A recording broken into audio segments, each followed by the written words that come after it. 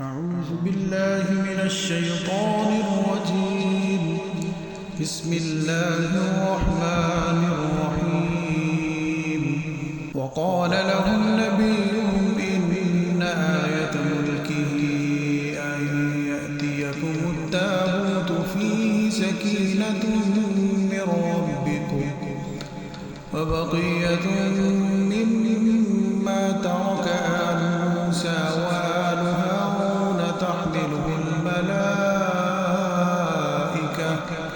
إن في ذلك لآية لكم إن كنتم مؤمنين. ثم أنزل الله سكينته على رسوله وعلى المؤمنين وأنزل جنودا لم تروها وعذب الذين كفروا وذلك جزاء الكافرين. إلا تنصروه فقد نصره الله إذ أخرجه الذين كفروا ثاني اثنين إذ هما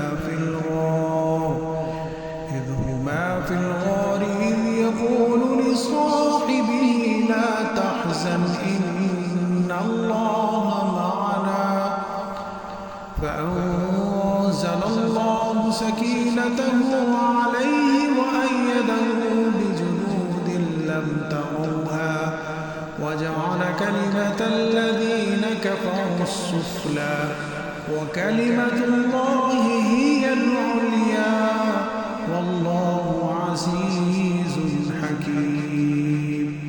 هو الذي أرسل السكينة في قلوب المؤمنين ليزدادوا إيمانا مع إيمانهم ولله جنود السماوات والأرض وكان الله عليما حكيما.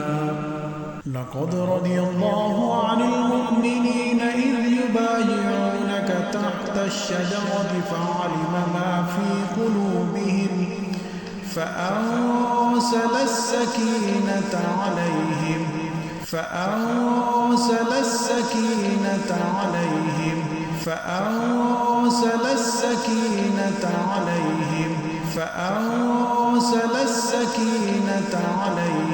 وأثابهم فتحا قريبا.